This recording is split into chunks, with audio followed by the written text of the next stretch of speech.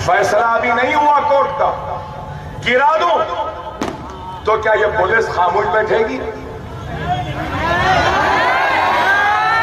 तो फिर मेरा सवाल है कि नहीं बैठेगी तो हिंदुस्तान की इतनी बड़ी बड़ी पुलिस फैजाबाद अयोध्या में बाबरी मस्जिद के सामने खड़ी थी, यूपी की पुलिस थी, बॉर्डर सिक्योरिटी फोर्स थी, सीआरपीएफ थी और कई फोर्सेस थे, और उन पुलिस के सामने इन दरिंदों ने बाबरी मस्जिद को शहीद किया, तो इनको रोका क्यों नहीं? अरे रोका नहीं तो शहीद करने के बाद क्या किसी एक को भी गिरफ्तार किया, किसी एक को भी सजा दी, किसी एक को भी हथकड़ी पहनाई? नहीं। अरे वो तो छोड़ो, बाबरी मस्जिद को बचाने का हलफनामा सुप्रीम कोर्ट में दिया सुप्रीम कोर्ट में।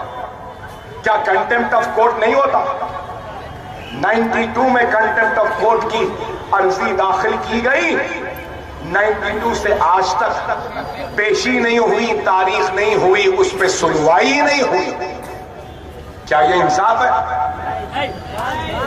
अगर बाबरी मस्जिद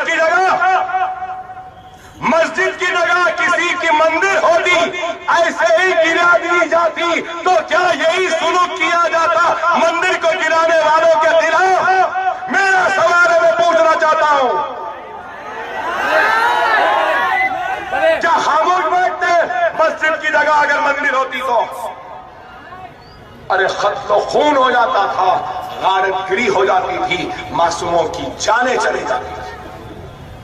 लेकिन हम मुसलमान हैं तो उनको मालूम है कि इनमें इत्तेहाद नहीं है, कुछ भी कर लो, थोड़े दिन चीखते चिल्लाते बाद में भूल जाते।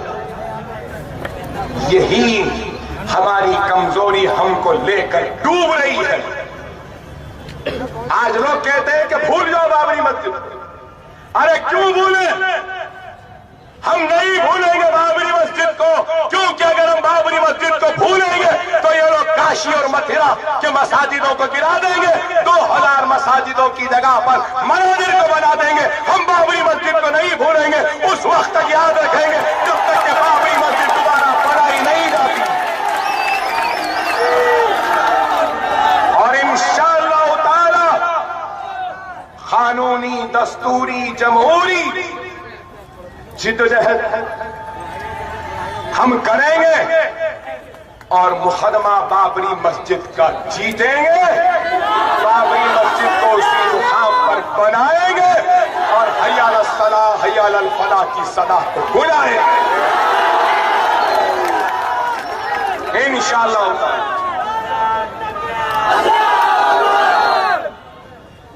दस्तूर पर हमला था, सेक्युलरिज्म पे हमला था। अरे आप बताइए, मुझे याद है उस वक्त के वजीर आजम ने बयान दिया था, the people responsible for the demolition of disputed structure are anti national elements. Anti national मतलब मुल्क के गद्दार है कहा, तो मुल्क से गद्दारी का मुकदमा डालें उन पर? नहीं डाले। अरे मैं तो ये कहूंगा कि हिंदुस्तान में सबसे बड़े अगर कोई दहशतगर्द है तो उन दहशतगर्दों का नाम बीजेपी, संघ परिवार, आरएसएस, शिवसेना,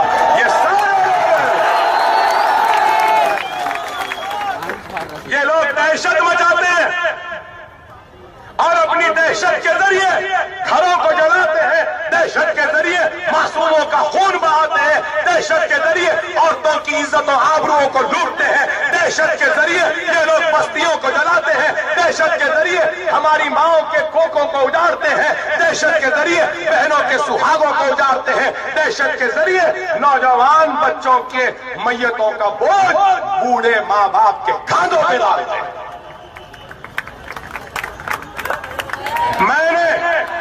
मैंने अपने रियासत की असेंबली में कहा कि हिंदुस्तान में दहशतगर्दी को जन्म देने वाली कोख का नाम बीजेपी, संघ परिवार, आरएसएस, विश्व हिंदू परिषद है।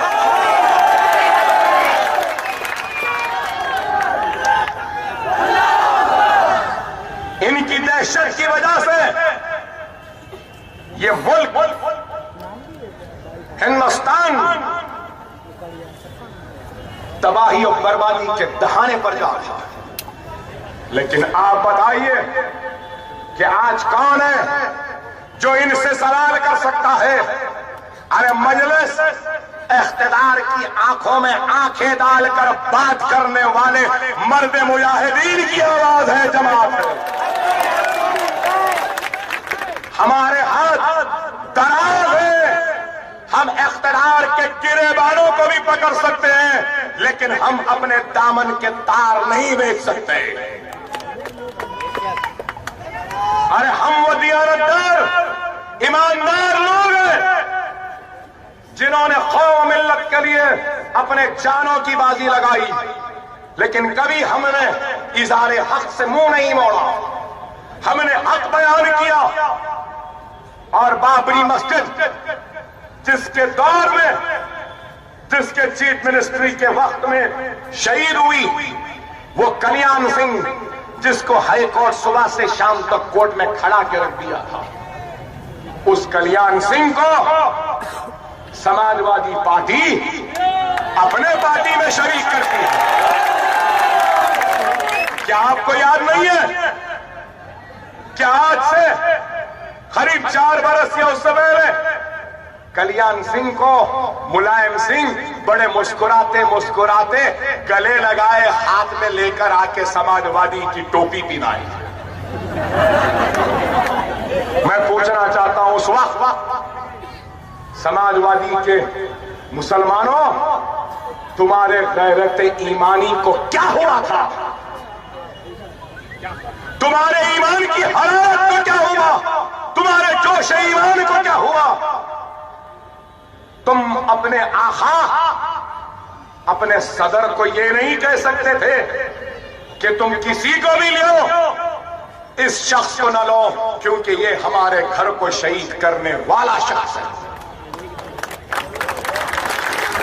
नहीं बोल सकते। इसलिए कहता हूं, हर पार्टी में हर मुसलमान जो रहता है उसके ऊपर हाई कमान है। कांग्रेस में है तो हाई कमान सोनिया है, अरे राष्ट्रवादी में है तो हाई कमान पवार है, समाजवादी में है तो हाई कमान मुलायम सिंह अखिलेश यादव है, बहुजन समाज में है तो हाई कमान मायावती है, मजलिस में अगर कोई मुसलमान है तो हाई कमान अल्लाह रब्बुल आलमीन है।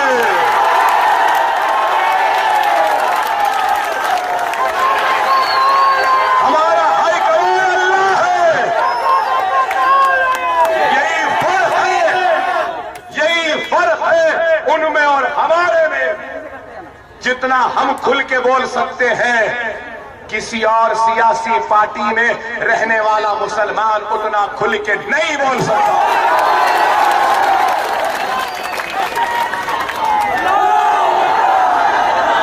समाजवादी पार्टी के लीडर, तुमको मैं चैलेंज करता हूं, तुम आवाम में खड़े रह के बोल दो। मैं चैलेंज करता हूं, तुम आवाम में खड़े रह के बोल दो कि मैं मुसलमान हूं, मुसलमान के लिए लड़ता हूं, मुसलमान के लिए जिद्दोजहद करता हूं और मुसलमानों की ही आवाज उठाऊंगा। आखिरी वक्त तक सिर्फ मुसलमान मुसलमान मुसलमान कहता रहूंगा। क्या बोल सकते हैं? अरे मैं खड़े रह के कह सकता हूं, मुझे हिंदुस्तान में पैदा होने पर नाज है। मैं हिंदुस्तान का शहरी हूं, लेकिन मुसलमान हूं तो मुझे फख्र है अपने मुसलमान होने पर। मुसलमानों से जीतता हूं, मुसलमानों से इज्जत मिली, मुसलमानों की दुआओं से हयात मिली। आज जो भी पहचान है मुसलमानों की वजह से है। जब इनकी आवाज उठेगी तो मुसलमान के लिए उठेगी। लड़ूंगा तो मुसलमान के लिए, मरूंगा तब भी मुसलमान के लिए। यही फर्क है हम में और दूसरों में। अरे हम डरते नहीं है किसी से, इसलिए नहीं डरते क्योंकि ये सर अल्लाह के सामने झुकता है। ये सर कट जाएगा, लेकिन खुदा की कसम ये सर किसी और के सामने नहीं झुकेगा सिवाय अल्लाह का। ये हाथ फैलाऊंगा तो अल्लाह के सामने फैलाऊंगा, मांगूंगा तो अल्लाह के हबीब मोहम्मद मुस्तफा सल्लल्लाहु अलैहि वसल्लम के उम्मतियों से। ये कदम कभी गैरों के दरवाजों पे नहीं जाएंगे, ये कदम कभी गैरों के दरवाजे पर दस्तक नहीं देंगे, ये कदम कभी गैरों के सामने फरियाद लेके नहीं जाएंगे, कभी ये हाथ गैरों के सामने नहीं उठेंगे। अगर उठेंगे तो खुदा की कसम सिर्फ अल्लाह की राह में उठेंगे, अल्लाह के लिए उठेंगे, अल्लाह के हबीब मोहम्मद मुस्तफा सल्लल्लाहु अलैहि वसल्लम की उम्मत के लिए उठेंगे।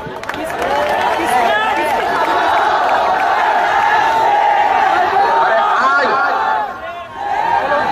वक्त की नजाकत को समझो, हालात को समझो कि आज मुजफ्फरनगर में इतना बड़ा भयानक फिसाद हुआ तो क्या समाजवादी के मुस्लिम रहनुमाओं, क्या तुम्हारे जबान को लखवा मार गया था, फालिज हो गया था? मुरादाबाद चला, कुछ नहीं बोले। अलीगढ़ में हुआ, कुछ नहीं बोले। अरे चुट होते गए। अरे एक पुलिस स्टेशन में कुरान की बेइज्जती करने पर मुसलमान जमा हुए उत्तर प्रदेश में, तो पुलिस वालों ने गोलियां चला दी। 7 नौजवान लड़के पुलिस स्टेशन में दम तोड़कर मर गए 2012। क्या करी सेकुलर? क्या कोई इंक्वायरी करवाई? इंक्वायरी करवाना, अगर कसूरवार है पुलिस तो सजा देना। क्या इंक्वायरी हुई? नहीं हुई। क्या हमारे जान की कीमत नहीं? क्या हमारा खून नहीं? क्या हमारी इज्जत नहीं? हमारी आबरू नहीं? हमारे बच्चे नहीं? अरे यही तो शिकवा है, यही तो शिकायत है कि तुम्हारे बच्चे तुम्हारा सुहाग, तुम्हारी बस्तियां, हमारा खून नहीं, पानी है। अरे आज इस मुल्क में, हिंदुस्तान में पानी की कीमत है, लेकिन अफसोस कि इस मुल्क में मुसलमानों के खून की कीमत नहीं है। कभी हमारा खून मैदान बदर में गिरता था तो दुनिया को हमारे खून की कीमत का पता था। कभी हमारा खून मैदान उहद में गिरता तो दुनिया को हमारे खून की कदर मालूम थी। हमारा खून जब करबला में गिरता था तो हमारे खून की अहमियत दुनिया को मालूम थी। लेकिन आज हमारा खून गिरता है, बहता है, लेकिन इसकी कोई कीमत नहीं, कोई कदर नहीं। मुजफ्फरनगर में हमारी मां और बहन भागती गई खेतों में, गन्ने के खेतों में भागती गई। सरपंच का घर देखा तो सरपंच के घर पर दस्तक दी तो सरपंच ने कहा कि इस तरफ से जाओगे तो तुम्हारी इज्जत लुट जाएगी, तुम उस तरफ से जाओ। हमारी माँ, हमारी बहन, हमारी बेटी इस तरफ से गई, सरपंच बताए थे इस तरफ से गए तो देखते हैं कि खेतों में खड़े दरिंदे उनकी इस्मतों को, इज्जतों को लूटते हैं। एक नहीं 10-10 मिल के लूटते हैं। फिर सरपंच के घर में गए बाज, हमारी माँ, बहन, बेटी, तो सरपंच के घर पर गए ये सोचकर कि वहां जाएंगे तो इज्जत बच जाएगी। सरपंच घर में बिठाता है, ढोल लाता है, ढोल बजाता है। 1-1, 2-2, 3-3, 11-11 मर्दों ने मिलकर हमारी माँ, बहन, बेटी की इस्मतों को लूटा। ढोल बजता रहा। एक बहन के गोद में 3 साल का बच्चा है, तो इन दरिंदों ने उस 3 साल के बच्चे के हाथ को मोड़कर तोड़ दिया, पैर को तोड़ दिया, बच्चे को सरपंच के घर से बाहर फेंक दिया। अरे बताओ, क्या ये इंसाफ है? क्या हमारी इज्जत नहीं? उत्तर प्रदेश के समाजवादी पार्टी वालों, हमारी लुटी हुई इस मत पर खे खे मारने वालों, कल के दिन जब तुम्हारे घर में तुम्हारी माँ बहन बेटी की इस्मत लुटेगी तो तुमको पता चलेगा कि इज्जत का लुटना, इस्मत का लुटना किसे कहते हैं। हक है, हक है। अल्लाह अकबर। अरे गैरतमंद अगर मुसलमान थे तो मुजफ्फरनगर के बाद उनको समाजवादी पार्टी को छोड़ देना। पोस्टिंग भी कर रहा हूँ, सब एक साथ कर रहे हैं। अगर मिल्लत का डर था, मिल्लत के लिए एहसास था, तो खुदा की कसम समाजवादी पार्टी को छोड़कर आ जाना था। अकबरुद्दीन ओवैसी अपने कुर्सी पर तुमको बिठा के तुम्हारे खदमों के पास मैं बैठ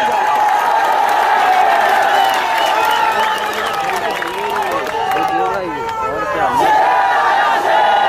तुम्हारे नाम के नारे लगाता कि हकीकी शेर ये है, हकीकी मुखलिस ये है, दियानतदार ये है, हमारे कौम का रहनुमा ये है। आ तू बैठ मेरी कुर्सी पर, मैं तेरे खदमों के बाजू में नीचे बैठ जाता हूँ। मिल्लत को मेरी नहीं, तुझ जैसे लोगों की जरूरत है।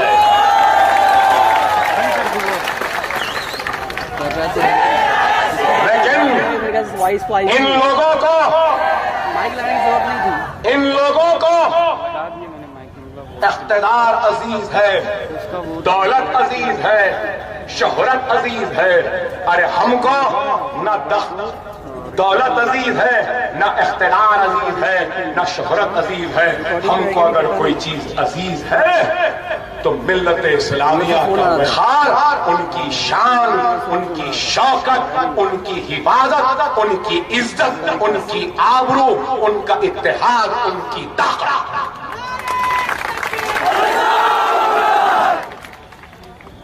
आज यही पर 10 बरस पहले इन लोगों की दौलत क्या थी? सबसे महाराष्ट्र का सबसे गरीब तरीन इलाका अगर कोई है तो वो गोवंडी है, और महाराष्ट्र का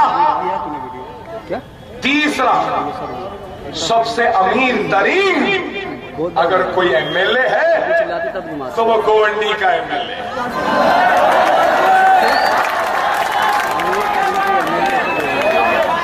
यहां गरीब के पास एक वक्त की रोटी खाने की दौलत नहीं है, गंदगी में है, कचरे में है,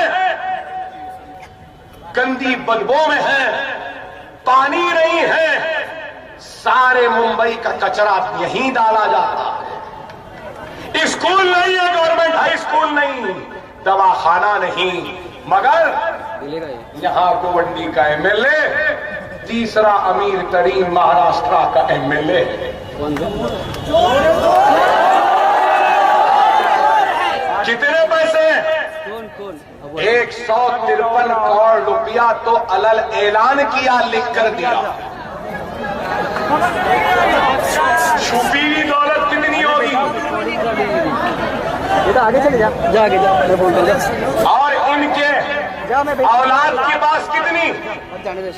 63 करोड़ इनके बेटे ने ऐलान किया। 153 करोड़ इन्होंने ऐलान किया। अब और इनके खानदान वाले कितने हैं नहीं मालूम, उनके पास कितने हैं नहीं मालूम।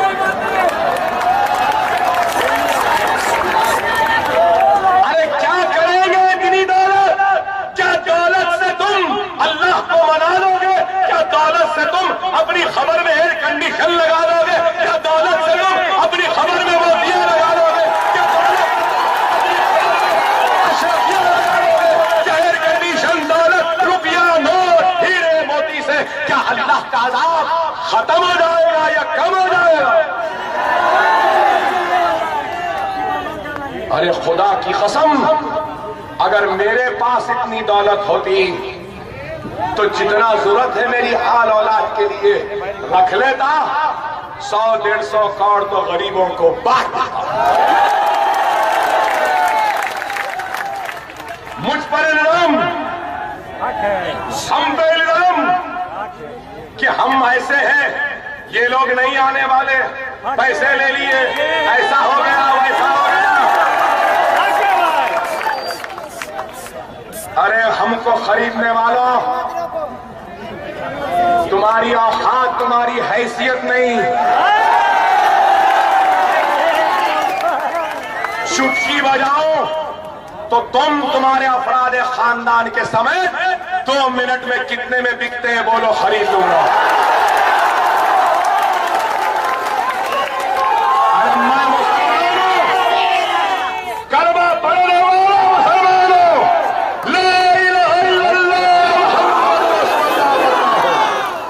और जो एक मरतबा कलमा पढ़ लेता है वो बिक चुका है, अल्लाह के नाम पे वो फरोख्त हो चुका है, अल्लाह के नाम पे, रसूलुल्लाह के नाम पे। तुम रसूलुल्लाह के इस गुलाम को नहीं खरीद सकते, तुम रसूलुल्लाह के इस आशिक को नहीं खरीद सकते।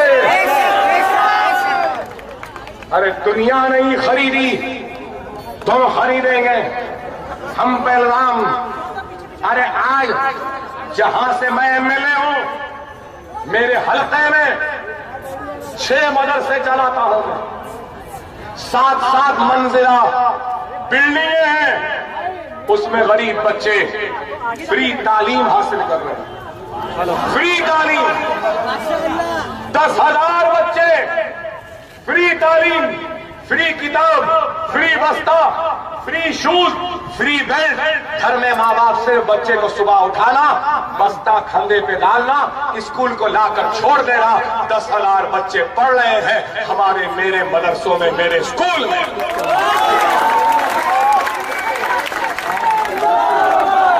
एक बिल्डिंग पर, एक बिल्डिंग पर मैंने 12-12 करोड़ रुपया लगाया है और लगाया हूं।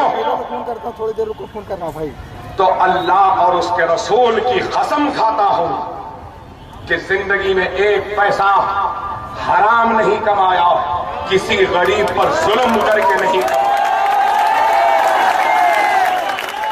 अपनी जेब का पैसा लगा दिया।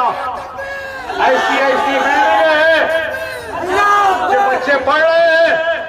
अरे गोवंडी से हम जीतो या ना जीतो, मुसलमानों तुम अपने सब में इत्तेहाद को पैदा कर लो। अगर तुम मुत्तहिद हो जाएंगे तो मेरा वादा है, एक स्कूल तुम्हारी गोवंडी में भी मैं बनाऊंगा।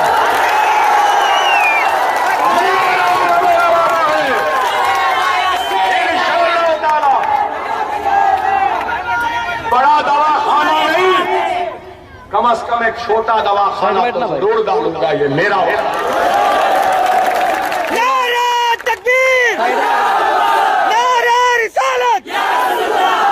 आपके वोट के लिए नहीं, ये आपके इत्तेहाद का तोहफा होगा अकबरुद्दीन ओवैसी की तरफ से। अरे हमारे पास बेशक उनके उतनी दौलत नहीं है, लेकिन अल्हम्दुलिल्लाह अल्लाह ने हमारा दिल बहुत बड़ा किया है। लेकिन आज मेरे प्यारे मुसलमानों, खुदारा वक्त की नजाकत को समझो, हालात को समझो कि आज ये मुल्क कहां जा रहा है।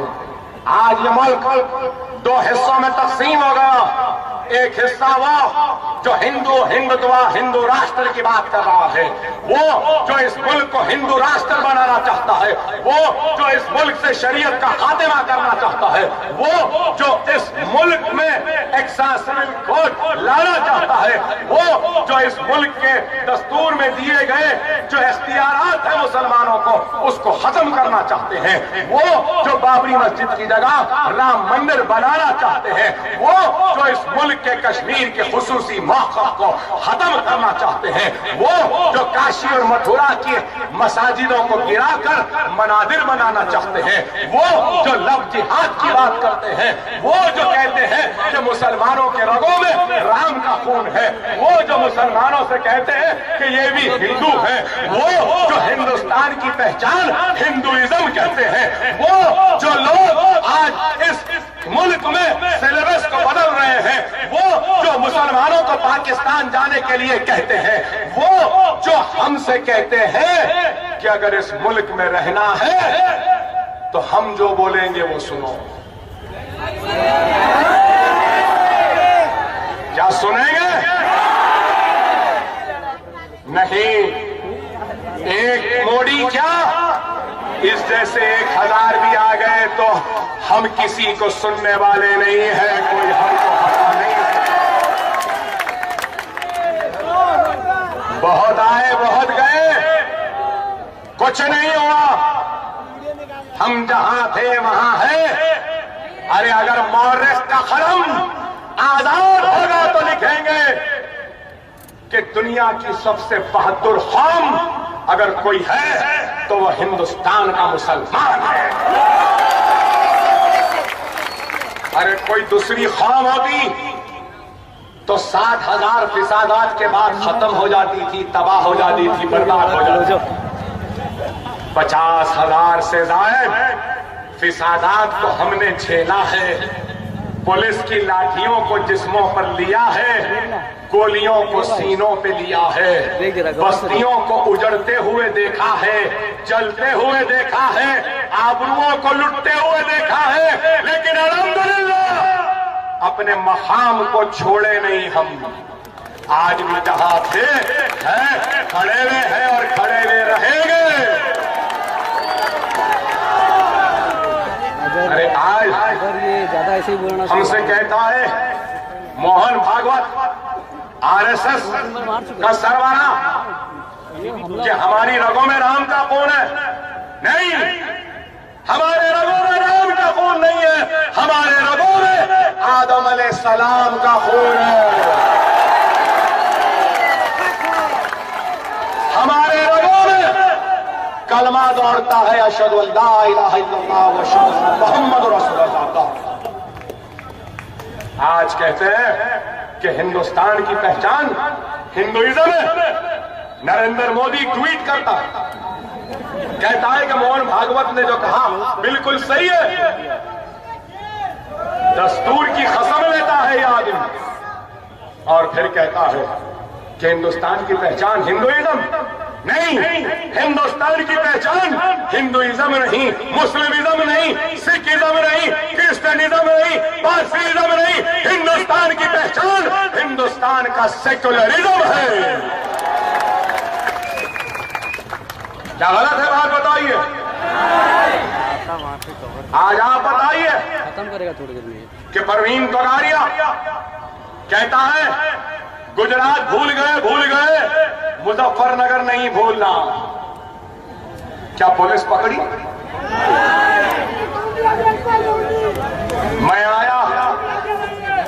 मैं अगर आता हूं तो पुलिस वाले पहले एक लव लेटर लाते हैं, 149 की नोटिस। अकबर साहब ऐसा नहीं बोलना, वैसा नहीं बोलना, ऐसा नहीं करना, वैसा नहीं करना। हम बोले तो जेल, हम बोले तो नोटिस, वो बोले तो खामोश, सुनते ही नहीं। अरे बताइए कि परवीन तोगाड़िया की वो बात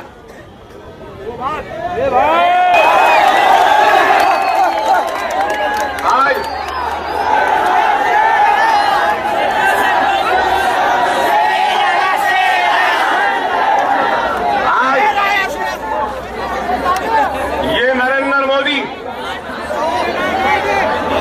ये जादू नगरी है, मुंबई का जादू नगरी कहते हैं, फिल्म सितारों की नगरी कहते हैं। बड़े बड़े अदाकार निकले इस नगरी से, सुपरस्टार है। लेकिन कहूंगा कि जितने भी बड़े सुपरस्टार गुजरे हैं और हैं, ये सुपरस्टार बेकार है नरेंद्र मोदी के अदाकारी के सामने। इतना बड़ा अदाकार है, एक्टर है कि भारत मां ने कभी फिर ऐसे सुपूत को जन्म नहीं देगी, ऐसे अदाकार।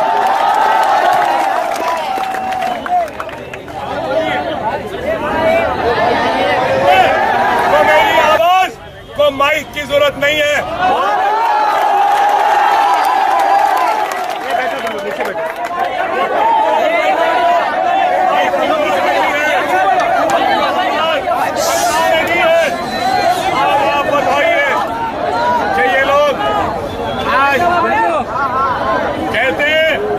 खामोश रहे तो सुन सकेंगे, आवाज बहुत बड़ी है मेरी, खामोश सुने कि ये लोग आज प्रवीण तोगाड़िया ये कहता है तो उनको केस नहीं होता। क्या ये भड़काऊ बात नहीं? क्या ये इश्तियाल अंगेज बात नहीं?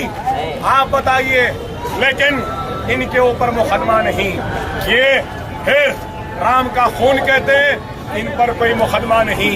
आज आप देखिए कि सबसे गंदी सोच किसकी है?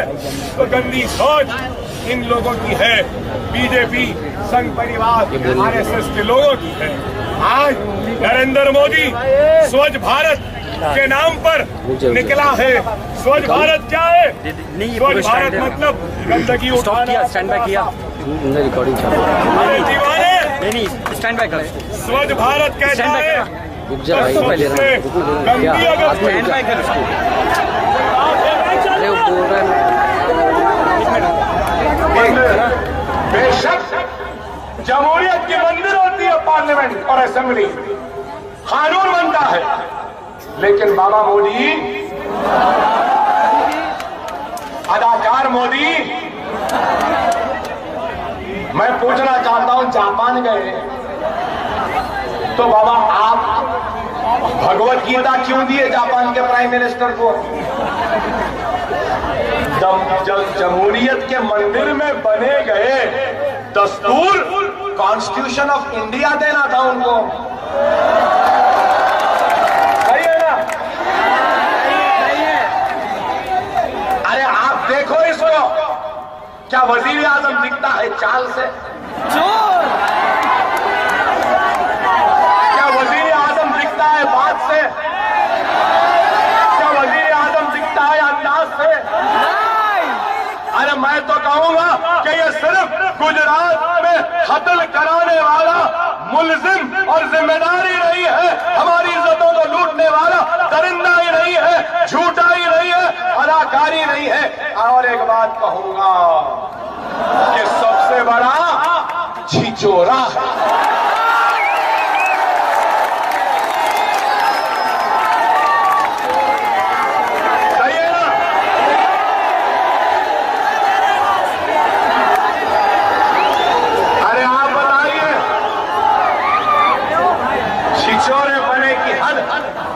तकरीर करो तो छिचोरापना झलकता, चल रहा छिचोरापन।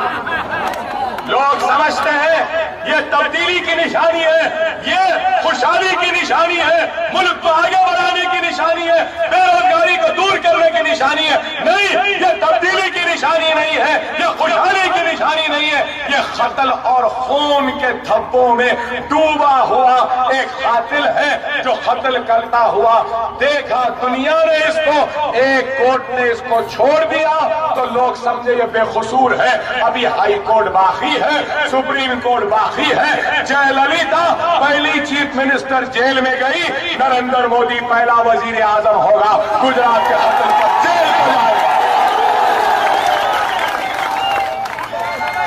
इंशाअल्लाह जाएगा। एहसान जाफरी की बेवा को इंसाफ मिलेगा, इशरत जहां के अफराद खानदान को इंसाफ मिलेगा, नरोड़ा भाटिया के बेकसूर मुसलमानों को इंसाफ मिलेगा, बेस बेकरी के केस में मरने वाले मुसलमानों को इंसाफ मिलेगा, इंशाअल्लाह जरूर मिलेगा। हमको इस मुल्क के कानून और अदालत पर मुकम्मल भरोसा। लेकिन मेरे भाई, आज इनको बोलने वाला कोई नहीं है। अरे तुम समझते हो कि मुसलमान भैरा है, गुंगा है, तुम जलाएंगे तो जल जाएगा, काटेंगे तो कट जाएगा, तुम जो बोले खामोश सुनेगा? नहीं, अब वो दिन गए जब तुम कहते थे हम सुनते थे, अब हम बोलेंगे तुमको सुनना पड़ेगा। बोलेंगे। थोड़ा सा क्या बोला गौरव वैसी, पूरा मुल्क हिल गया। अरे बाबा, इब्तिदाई इश्क है, देखो आगे आगे होता है क्या। तुम इतना बोले हम सुने, हम थोड़ा बोले तो नहीं सुन सकते। याद रखो, हम में भी जबान है, हमारे हलक में भी जबान है। जब हम बोलने लगेंगे तो सन्नाटे तारी हो जाएंगे, और जब हम बोलेंगे तो तुम हमारी आतिशनुमाई का मुकाबला नहीं कर पाओगे। सियासत हमारे घर की लौंडी है, सियासत करना हमको बहुत अच्छा आता है। एक नस्ल नहीं, हमारे 3 नस्ल गुजर गए इस सहरा में, इसकी खाक छानते छानते मैं 4 वक्त एमएलए बन गया हूं। मैं जब पहले एमएलए बना तो 36 बरस की उम्र थी, 36 बरस। अरे आज भी कोई बूढ़ा नहीं हुआ हूं। अरे मुझे ये तो मालूम था,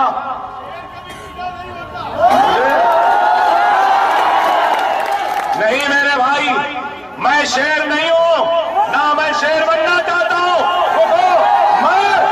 मैं मेरे मुसलमान भाइयों को, नौजवानों को, हमारे बच्चों को शेर बनाने आया हूं। शेर बनना, शेर बनना, शेर बनना तो नमाज 5 वक्त पढ़ो,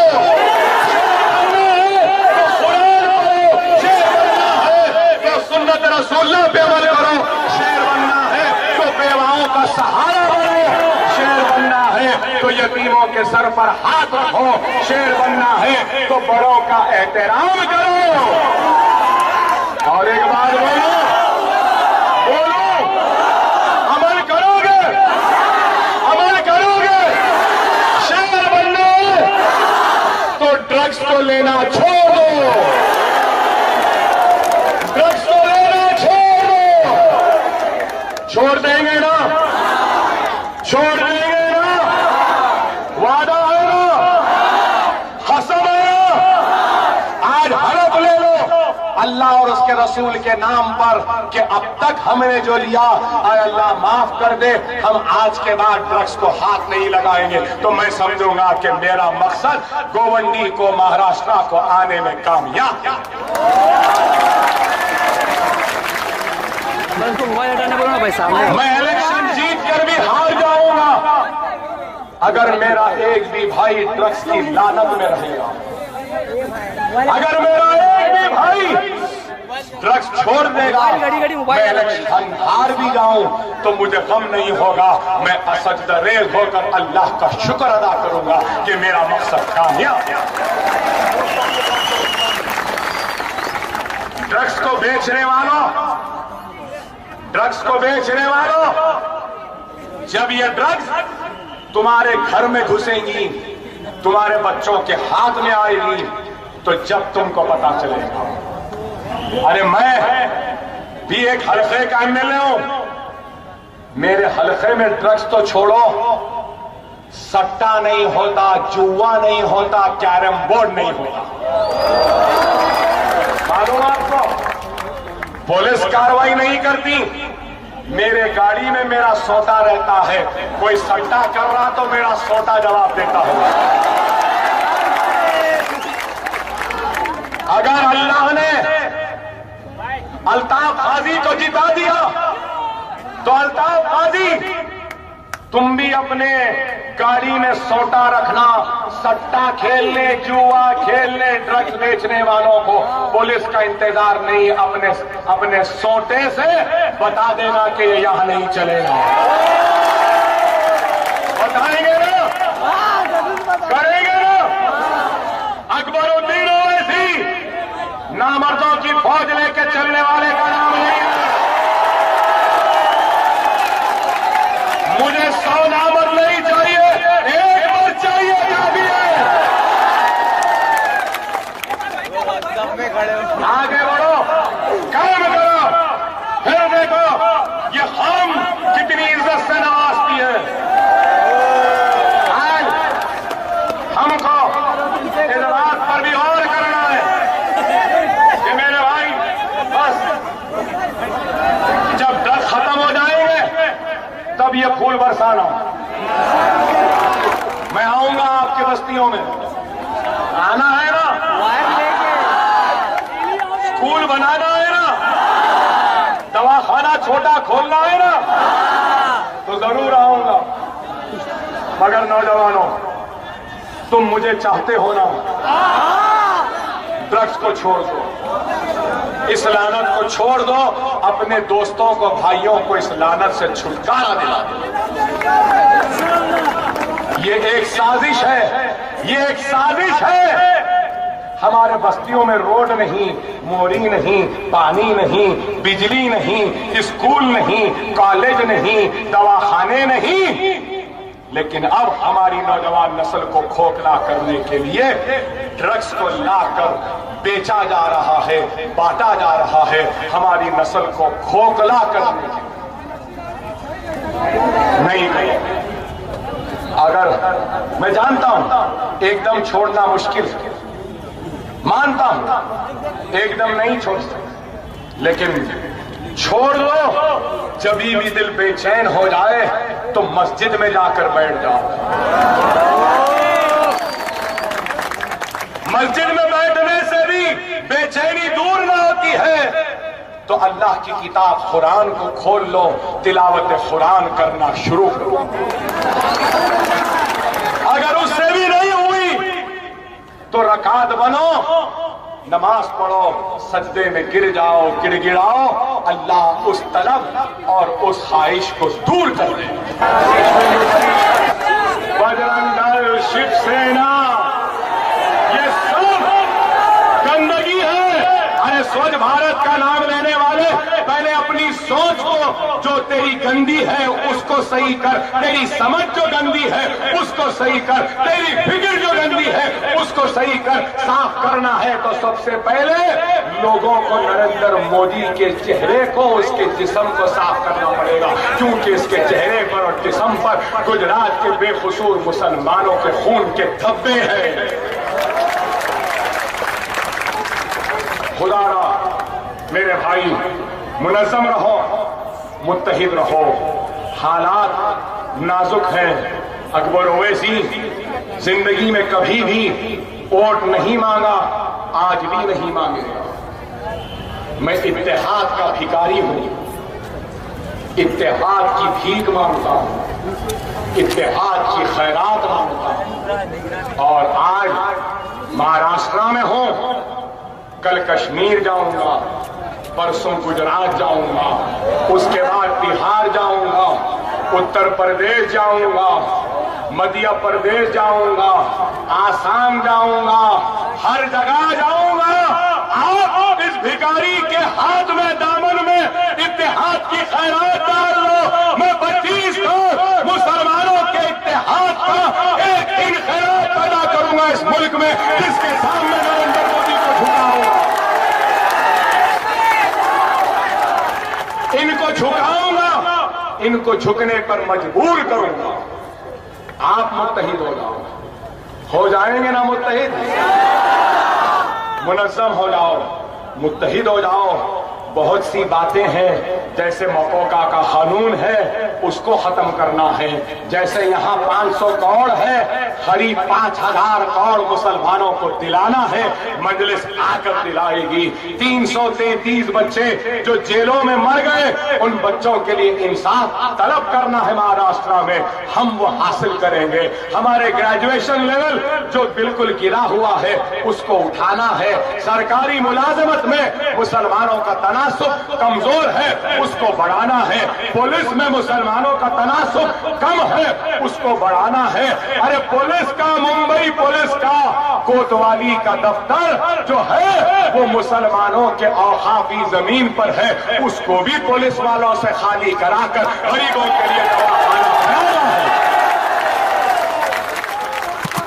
बहुत काम करना, आखिरी बहुत काम, सांस चलते रहेगी तब तक हम आपके साथ।